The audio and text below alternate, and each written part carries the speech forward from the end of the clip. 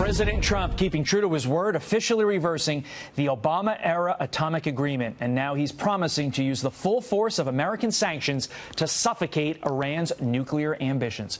Joining me now is former State Department press officer and former financial intel analyst for the Treasury Department, Morgan Ortagus. Morgan, thanks so much for being here. Good morning, Tim. Good morning to you as well. And I'd like you to walk us through what happens next. Yesterday, everybody was talking, we love the agreement, we hate the agreement, but what happens next? What happens in 90 days? What happens in 6 months? So right now there's sort of a false equivalency out there that there is the deal or the war, that it's a binary choice. And I don't think that that is actually what's going to happen. So here's where it becomes an interesting moment in time with our allies, because we have our allies on a different page on this. We saw immediately when the president made the decision yesterday that Saudi Arabia and Israel came out with very supportive public statements and backed up a lot of what the president said about his decision to withdraw from the deal, mainly the type of influence campaigns that they're running in the region, ballistic missiles. We could go through the whole list. On the other hand, however, we do have a problem with our European allies on this. They have, over the past 2 years, since sanctions were released, done a lot of business in Iran, a lot of investment in Iran. So you're going to say to these European companies, under what the Treasury Department sent out yesterday, that you have to walk back those investments, you have to walk back that business. I think that's going to be a hard pill for the Europeans to swallow. So what you saw come out, what you saw the Iranian regime come out with is saying, we're going to continue to be in this deal with the Europeans, to continue to abide by the deal. So here's the real tough choice for the administration and for the Treasury Department.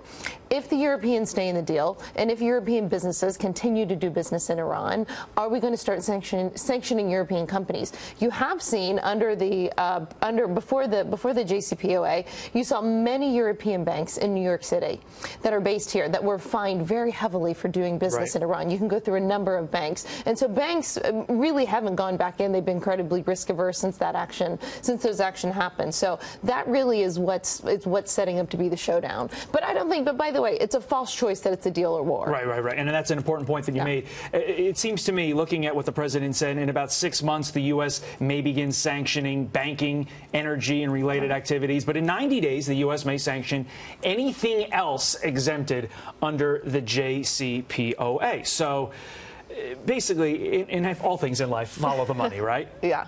Well, and you're also seeing some of the deals that some of the companies like Boeing and others who had waivers to do very big, I mean, we're talking about business deals worth billions of dollars, to do those deals in Iran. You see that the Treasury Secretary, Mnuchin, already came out yesterday and said that those waivers are going to be walked back, that that's not going to be allowed. So, listen, I think that the administration has tough decisions to make as it relates to our European allies, but it would be false to sort of say all of our allies against us pulling out. Clearly our Arab allies and clearly our ally in Israel are very supportive of this. And I think it's an important point is they're the one that are most directly threatened by Iran.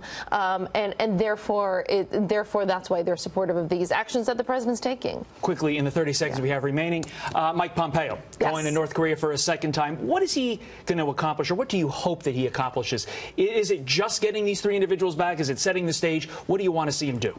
Well, it's unprecedented that we're having this meeting. I actually had lunch yesterday with someone from the Clinton, that's a part of Bill Clinton's world, that went to North Korea with Bill Clinton for the Obama administration.